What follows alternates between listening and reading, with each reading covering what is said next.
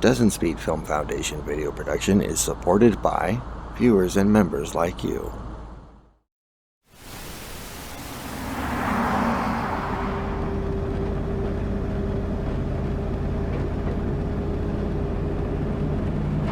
Welcome to my behind-the-scenes video tour and historical account of the renowned Wabash Frisco and Pacific Railroad, a narrow-gauge grand-scale railway line which has been offering rides to the public for over 80 years, mostly in Glencoe, Missouri, roughly 24.33 miles west of the St. Louis Arch.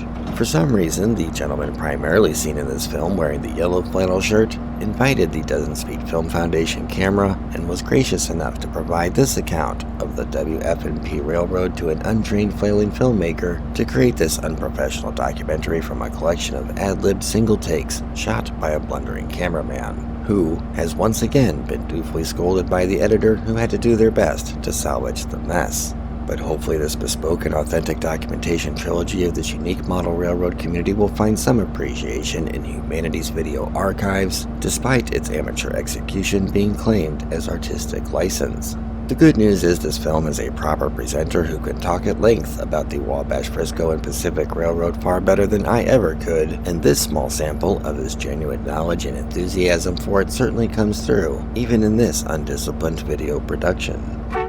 Well, that's the editor telling me to quit yapping and get on with it, so allow me to express my sincere thanks once again to Ian and everyone for their hospitality and cooperation and invitation to come film and share a custom Doesn't Speed flavored glimpse into their world, and thank you for watching.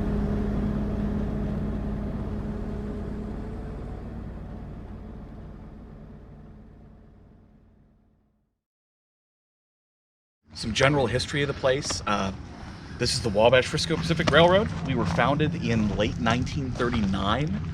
Basically, there was a group of local rail fans who were meeting up in the home of Carlisle Shade, who lived up by the Lambert Field. And his family had some property up there, but at the corner of Brown Road and Natural Bridge. So about where the Enterprise is today. And there was basically this informal club of local rail fans who meet up there, and one of them found a little live steam engine for sale late that year in this scale. This is 12-inch gauge, which is the distance between the rails, which roughly equivalents about 1/5 full size. So they found a locomotive in this general layout, and they decided to group together and buy it. By the end of 1940, they laid a couple hundred feet of track. By the late 1950s, they had several locomotives, almost a mile of track, and they were given rides every weekend. But land prices were going up and the place was getting developed, so we basically got forced out of there in '59. We moved here in '61, and we've been building ever since. We call that the Crew Shack. It was originally a little restaurant. We use it for storage and restrooms and such now.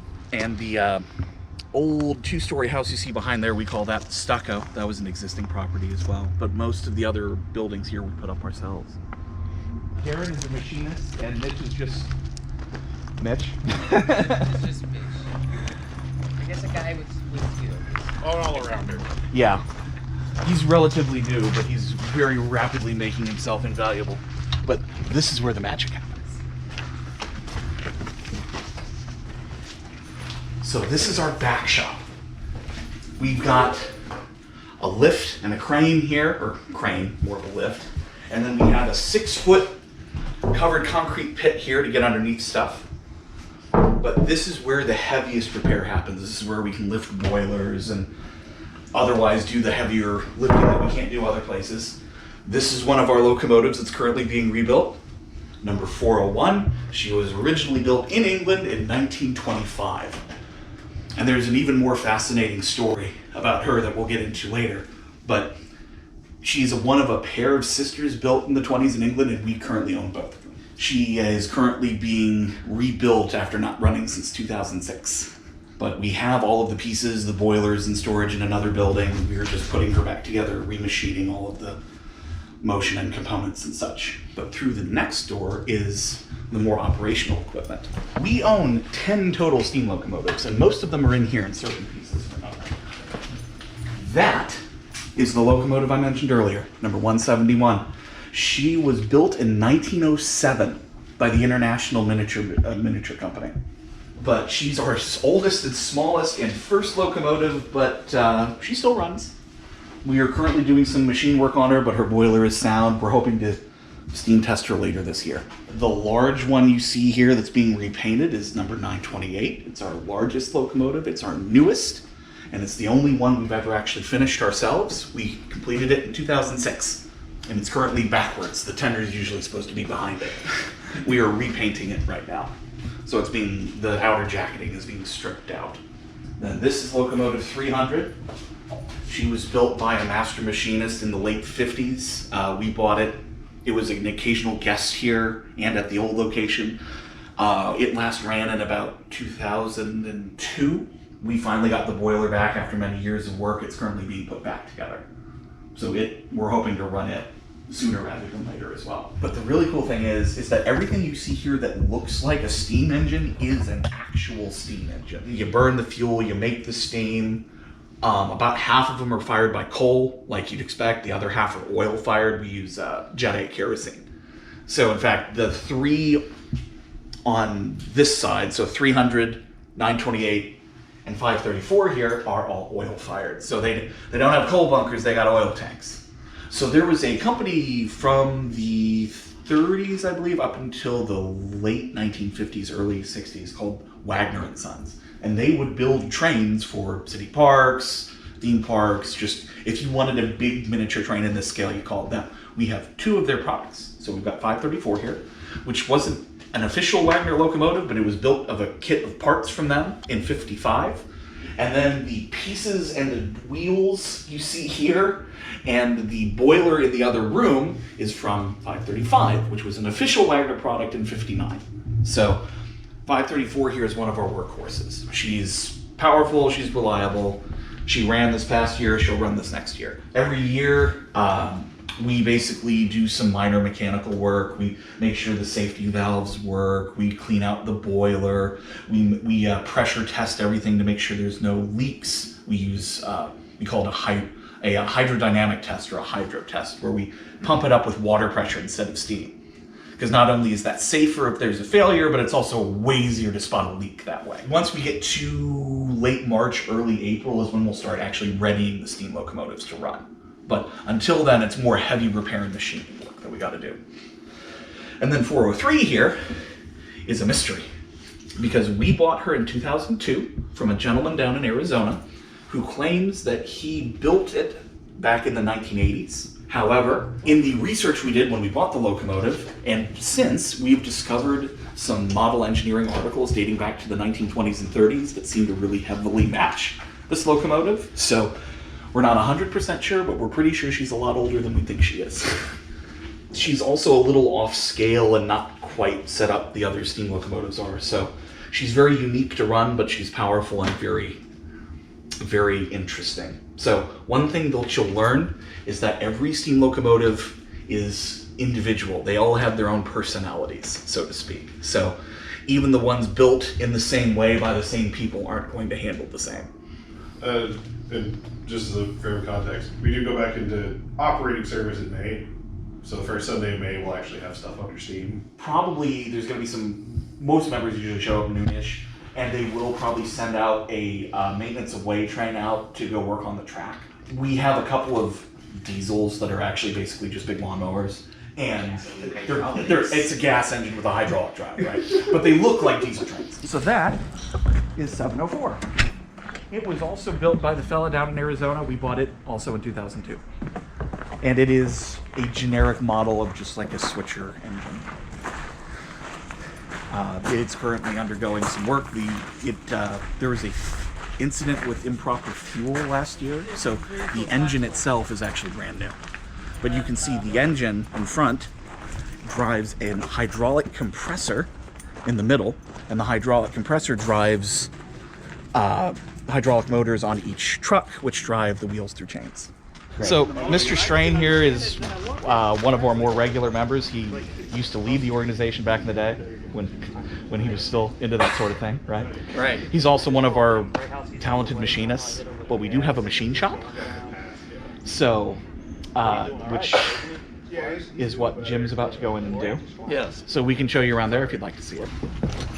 We also have a large air compressor in here that we use for shop air, for tools and projects and such. Now that's a smell. Ain't it? That's a smell. Yeah. They've been working on the furnace. That's why the ladder's out. But this is where some more of the magic happens. Yeah. It's an interesting way to describe it. Ain't it just? Is Dale going to be here today? Oh, yeah. They'll be here today.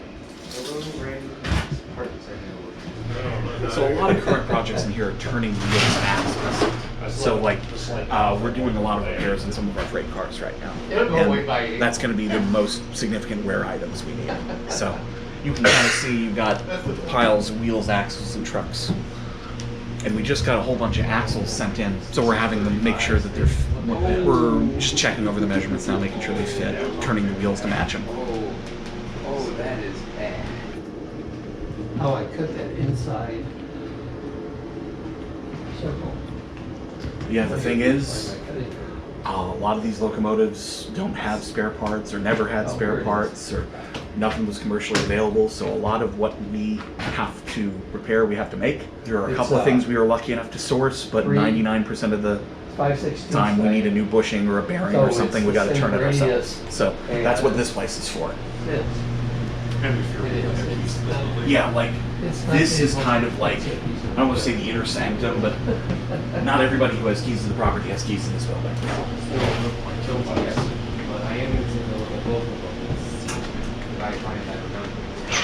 All right.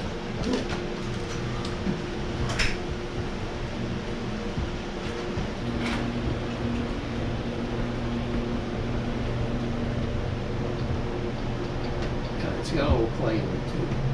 Yeah, but this is kind of normal play. We got some newer south bends too, and it's not very. They're not very. What's the word? They are sloppy like this. They're Newer south end. But no, Dale does axles on this, and he said he's got is pretty well maintained. It's like really good shape considering its age. It was out here when I started, so it's been out here around 55 years at least. In fact, it was actually in my basement for years. This one? Yeah. Go keep it up. If you see anybody, tell them not to. That would be so good. And then I was acting as Thanks, man. Yeah. How are you? Look. I remember I told you. I guess. Yeah, had a lock nut under there and a lock nut disintegrated. Some of these old blades are a little worn, but they still work. And was that the cast? That's the cast. This is an original Wagner casting. So this used to look like this. But now that's going to look better than this. I hope so. 400 and 401, the two locomotives we have. So 400 is in storage in one of those storage tracks back there. We can get to it. And 401, as I said, is being rebuilt. Her boiler is in storage in one of those back tracks over there. They were built in 1925 in England on order of the real Canadian Pacific Railroad, because the city of Philadelphia in 1926 had a World's Fair to honor the 150th anniversary of the Declaration of Independence. And the Canadian Pacific Railroad, since they connected to Philadelphia, said, hey, we'd like to help out your World's Fair and set up a little miniature train around an exhibit. And the city said fine. So they ordered 2 locomotives to run their little railroad from a well-known designer in England named Henry Greenlee, who was known for making miniatures that worked. And they ran all that season, and then CP sold them off. We bought 400, which is in the other room. In 1949, it's actually the first locomotive the club owned outright rather than being loaned to us. And we finally tracked down this one in 1997. So we reunited the two sisters after 60 years of being apart. And they don't look identical anymore, and neither of them are running right now, but we're hoping on bringing both of them back into service within the next couple of years. So 401 needed more attention. She hasn't run since 2006, 2007. She needed extensive boiler work. She needed extensive machining on her running gear. So basically, this is the stage of starting to put her back together. So we have basically all of the parts. It's just a question of getting them all where we need them to be, making sure they're machined correctly, making sure that we replace anything that needs replacing at this stage. A little extra here, the water tower is functional. We have a mains connection to it, and there is a little chamber where we can add, there's a chemical agent that we add to the water that we use for the boilers to keep down on foaming, to make sure that the particles stay undissolved, to make sure that because we can't really use purified water just due to the scale of the operation.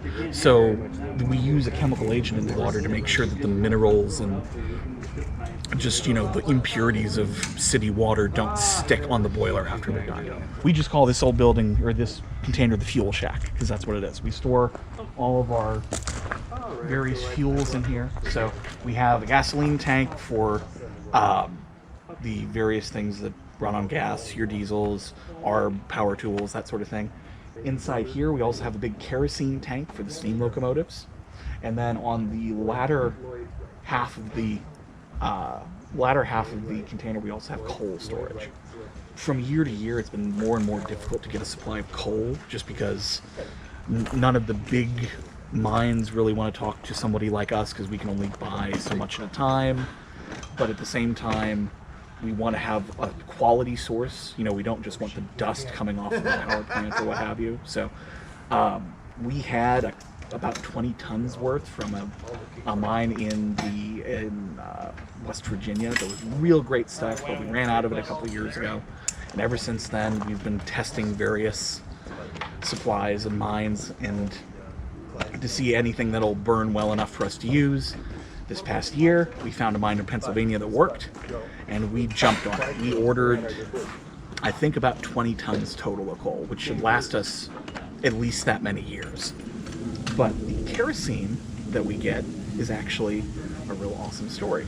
So we have a connection at the Spirit of St. Louis Airport over in St. Charles that when an aircraft, a regular jet aircraft comes in for maintenance, the FAA states that you cannot reuse the fuel already in the tanks. It's considered contaminated because it's already been in a fuel tank.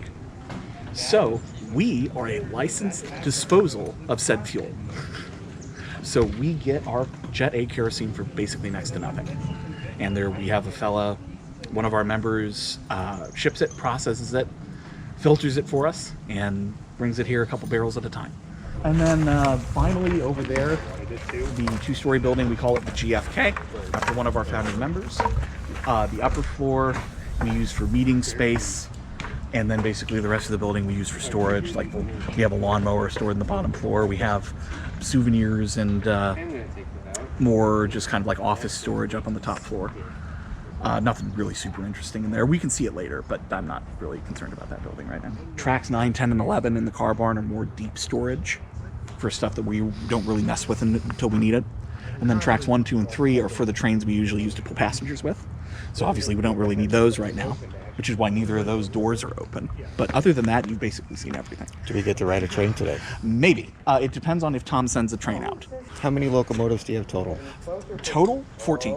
And how many of them run? So, that's a good question. So, we have 10 steam locomotives. Of them, 3 are currently working. Another, let's see, so let's go from the beginning. So 171, our smallest, is 95% of the way there. 180, one of the locomotives in heat storage back there, boiler's fine, needs some running gear work. And then 171 and 180 we really keep for historical reasons. They're too small for us to use day to day. They won't pull a full train because they're nostalgic and historic, but we don't really use, even if they were ready to run, we're not really going to use them day to day. Our standard train is 13 train cars, for anywhere from 11 to 13, and each of those has 5 seats. So, you know, we're hauling 50 tons worth of train. This is the purpose of the numbers you see here. We call the whole assembly a switch, and the 2 inner rails here we call the points. Now, you can tell which way a switch is set by which way that makes the unbroken curve. This rail isn't touching anything, so we're not worried about it. So we're worried about this rail. So it's making a curve this way. That means the track is going that way. And if you didn't know that, on the flag of the switch stand here, you can see it's set to 1 to 5. That means that the track that branches to the left can go anywhere between tracks 1, 2, 3, 4, and 5. However, if I were to switch it, you are now going anywhere from track 6 to track 11. And you can see now it is the other point rail that makes the unbroken curve. So we're now going that way. Here, each one of those switch flags you can see narrows it down. So because this is at the very beginning, you could be going to any of these tracks.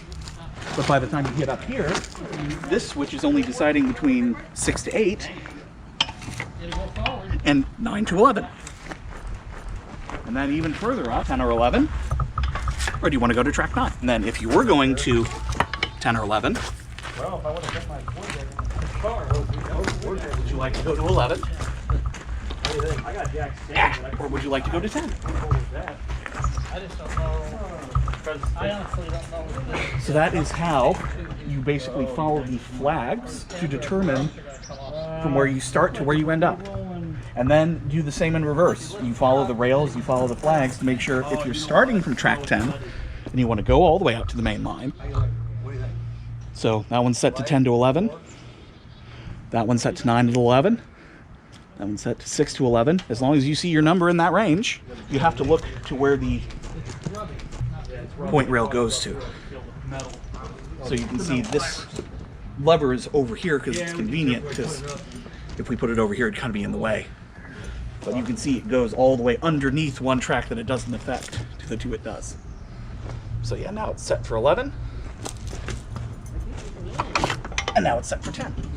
For a regular switch that doesn't have multiple options, like the ones down there, if it's red, it's diverging from the main line. And if it's white, it's set from the main line. So right now, that close switch to us, the one with the 2 red targets, that means that it's coming into the yard. So this is the car barn. Through the doors back there is our car shop. So just like the Roundhouse has its own shop, we've got our own shop for the cars and such. The cars we use for passenger service are in these tracks over here. We'll get into there later.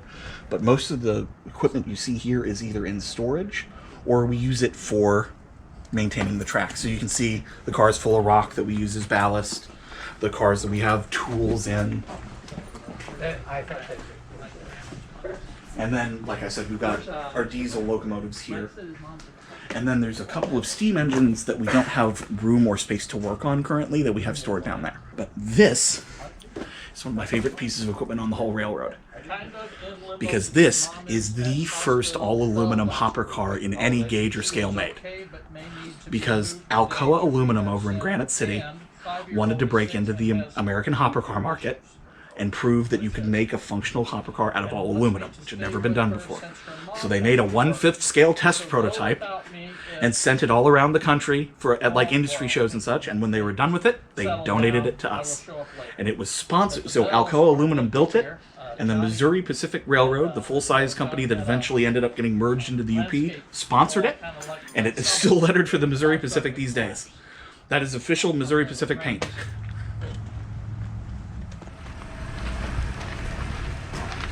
So the rolling stock superintendent's out today, but hi, Lane. Ah!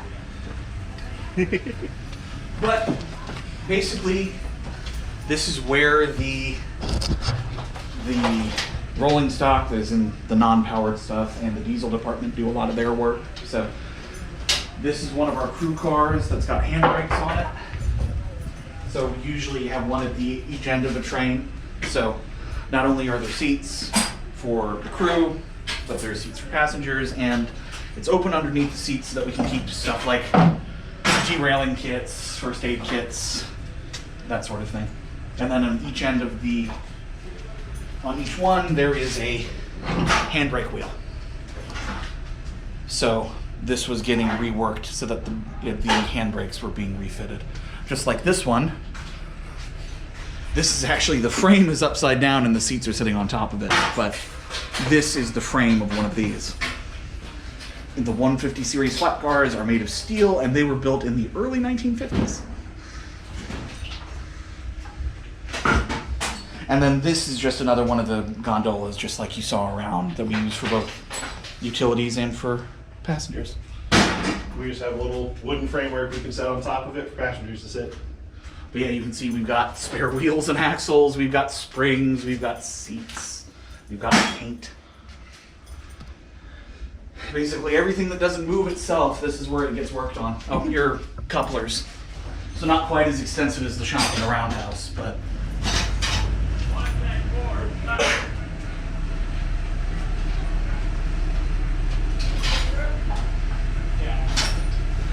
real briefly, there is a door into 9, 10, and 11. This is like deep storage. So you can kind of see we've got a couple of boilers in here as well, just like cars we don't usually use. Not exactly a vibrant place.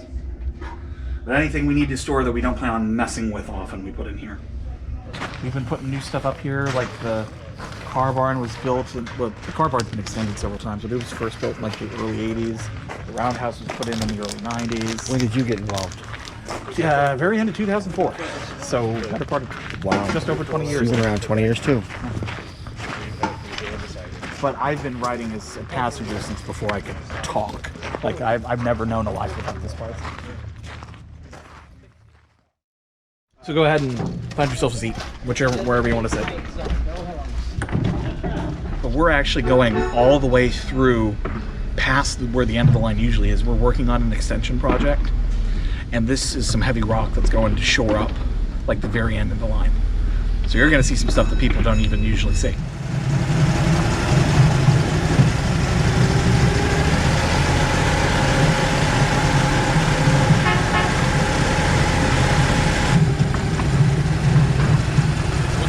Targets being set for the main line.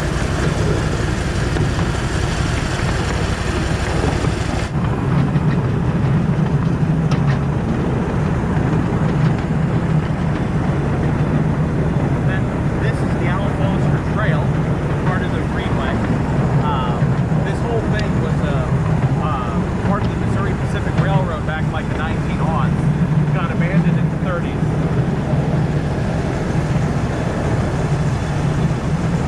Got a bog down there.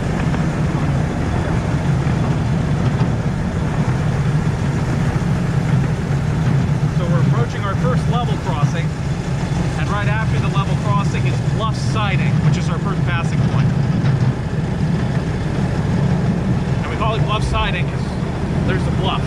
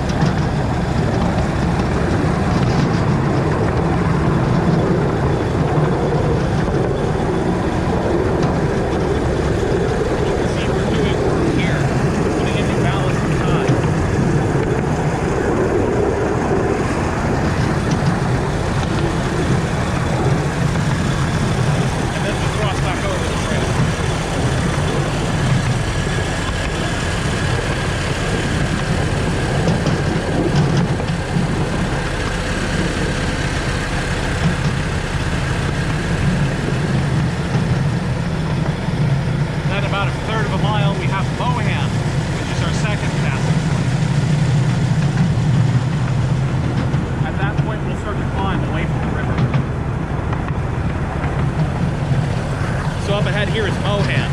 The main line curves off to the right, and then we use the siding we call the cutoff, which cuts it off. The lanes apart, it kind of follows the trail a little longer. that was where the track ended until the late 70s, early 80s. There used to be a turntable. That turntable back in the station used to be mounted over there.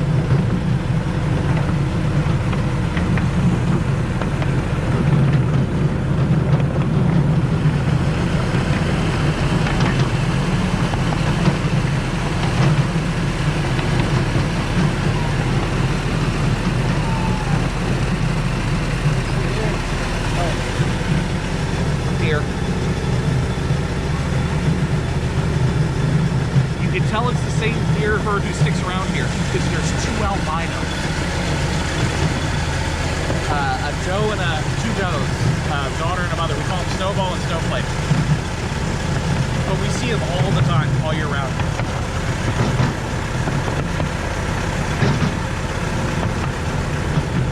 But yeah, that's Mohan, Maine, and you can see the siding just barely. That switch stand where the turntable used to be. This is where most of the two trains pass each other, is here. This is roughly the halfway point.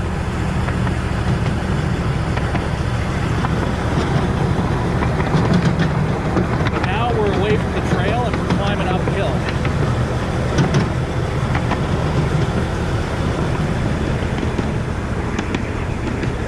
This little gully, Swampy Creek.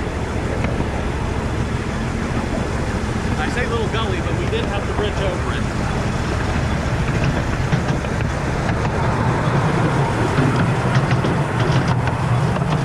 That only really becomes a creek proper when it's been raining.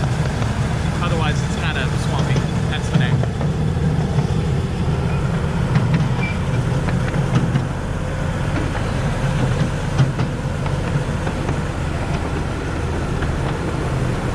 And this is Dry Gulch. There.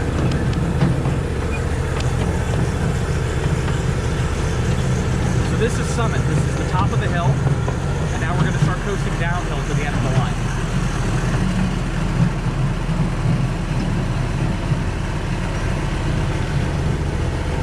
In fact, that little group of three stumps right there, that's where the actual hill, that's the top part. We were never really sure until recently. That is an old part of a signal bridge, I believe. This did used to be a full-size railroad, or the trail was anyway. So occasionally you'll see a bit of old iron or a bit of concrete. But now we're rejoining the trail briefly.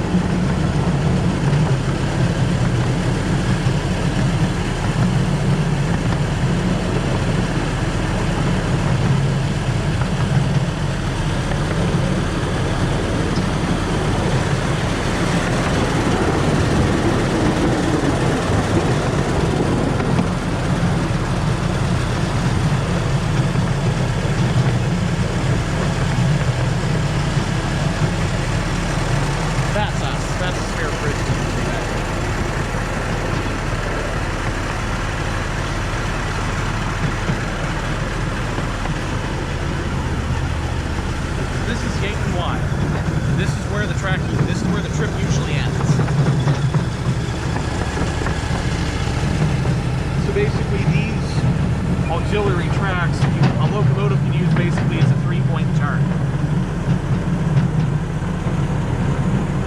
It takes up more space than a turntable, but it's way less complicated. And then you can run around the train here. So usually we'd stop at this point. But today we're going further. started the extension project several years ago. The reason we're not using it now is, first of all, it's not done. Second of all, it's the steepest grade on the whole railroad. We do not currently have a locomotive that would pull a full train up that grade.